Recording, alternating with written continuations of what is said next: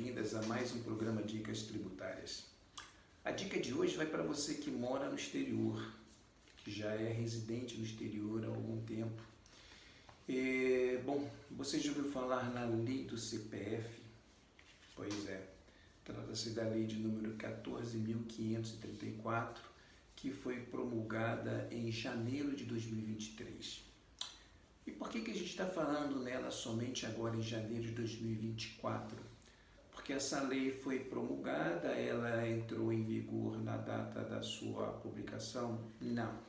Ela entraria em vigor plenamente 12 meses depois da publicação, no que diz respeito à adequação de sistemas dos órgãos públicos, então janeiro de 24, e ela ainda depois de mais 12 meses, ou seja, 24 meses depois de promulgada, é que ela vai estar plenamente em vigor, onde os órgãos públicos poderão conversar entre si, trocar informações entre si. Mas o que essa lei diz? A partir da edição dessa lei, e a partir dela entrar plenamente em vigor, o CPF vai ser o único documento para ser acionado por todos os órgãos públicos no Brasil. Então, o número do CPF vai constar da certidão de nascimento, de casamento, de óbito, de carteira de identidade, de carteira de motorista, de passaporte, enfim, de tudo aquilo que tem registro público de identificação. E o que isso tem a ver com você que mora no exterior? Quando essa lei entrar plenamente em vigor, lá depois dos 24 meses, ou seja, em janeiro do ano que vem, os órgãos já vão começar a consultar a situação do seu CPF. Já começa a partir de agora também, de janeiro desse ano. Então, se o seu CPF estiver pendente de regularização, você vai ter problemas. Você não vai conseguir renovar esses documentos. Você pode ter problema, inclusive, para viajar. Você pode ter problema, inclusive, você vir no Brasil visitar a tua família e você voltar. Você pode ter problemas para voltar por conta do seu passaporte, que também vai ter esse número. E o que acontece com tudo isso? A Receita Federal lançou agora no dia 10, ela colocou lá uma série de informações no site dela sobre situações diferentes de irregularidade de CPF. A primeira delas está lá, o CPF pendente de regularização. É o que acontece com a maioria de quem mora fora. Então, pendente de regularização, a Receita Federal diz o seguinte: olha, você está pendente de regularização porque você deixou de entregar a declaração em algum ano. Então, é só você vir aqui entregar essa declaração e aí está tudo certo, seu CPF é liberado praticamente na mesma hora. Mas isso funciona? Sim, funciona para quem mora no Brasil, para quem tem residência fiscal no Brasil. Agora, para quem mora fora, essa é a última coisa que você deve fazer. Aliás, você não deve fazer isso de maneira nenhuma, porque isso só vai trazer problemas para você. Abrindo um parênteses, sinceramente, eu não consigo entender por que a Receita Federal ainda não criou no ICAC, ou naquele atendimento que tem via internet, uma página para resolver esses problemas. Por que eu digo isso? Segundo o Itamaraty, na última divulgação que ele fez, que foi em 2023, referente ao ano de 2022, existem somente 4.590.000 brasileiros morando fora do Brasil. Existe brasileiro morando até na Coreia do Norte. Foi um contabilizado lá. Existe também um brasileiro morando na Micronésia. A Micronésia é um país bem pequenininho na Oceania que tem apenas 700 quilômetros quadrados e tem um brasileiro morando lá. O problema é que a maioria dos brasileiros, quando saem daqui, eles fazem a comunicação de saída definitiva do país, fazem a declaração de saída definitiva do país no ano seguinte, mas, em muitos casos, talvez por falta de informação, eles não comunicam às fontes pagadoras de que eles são não residentes no Brasil. Isso cria uma série de conflitos. Alguns até sabem, mas por conveniência, eu vou deixar meu dinheirinho rendendo num CDB do banco, que os juros pagos no Brasil são muito melhores do que os juros pagos no exterior. Então eu vou deixar meu dinheirinho rendendo no CDB do banco e não vou avisar nada do banco. Porque se eu avisar formalmente por escrito ao banco, o banco vai mandar eu encerrar a minha conta. Ou então ele vai transformar a minha conta numa CDE, que é uma conta de domiciliado no exterior, e isso vai me custar uma grana legal para manter essa conta todos os meses. Então, muita gente não faz isso. E qual é o problema? O CDB, ele gera um rendimento. O rendimento é tributado na fonte. Até aí tudo bem, uma tributação exclusiva na fonte, que eu não teria necessidade de apresentar uma declaração de imposto de renda por causa disso, porque ele não se comunica com meus demais rendimentos. Mas toda retenção de imposto de renda gera um código DARF. E esse código DARF é um código DARF de um residente, porque se eu fosse não residente, seria a retenção de um código específico para não residente, embora a tributação seja exatamente igual. Então isso aí já gera um problema, mas na maioria dos casos, e eu estou trabalhando com 2 casos assim agora, são pessoas que saíram do Brasil, continuaram pagando a sua INSS aqui e a aposentadoria saiu. Quando a aposentadoria saiu, ele indicou o banco que ele tem conta aqui para poder receber a sua aposentadoria. E o que eu fico mais pasmo ainda é que alguns desses casos foram, assim, assessorados por advogados no Brasil. E esses advogados, eles simplesmente cuidaram dessa parte toda do previdenciário, mas esqueceram desse viés tributário. E aí essas pessoas começaram a receber. E aí, só que a pensão do INSS, ela tem uma categoria de rendimento igual a de um salário.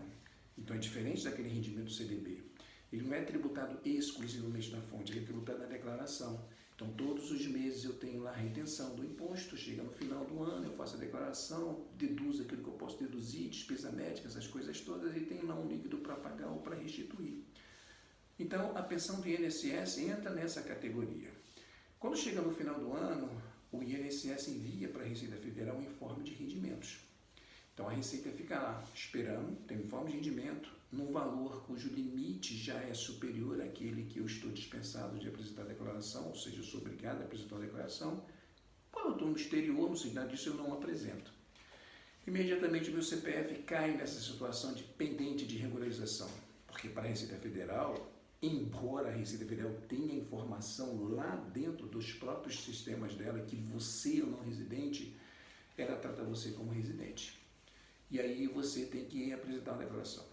Se você for digitar aqui no Google, CPF pendente de regularização, você vai achar um monte de instruções no sentido de que apresente uma declaração e está tudo certo.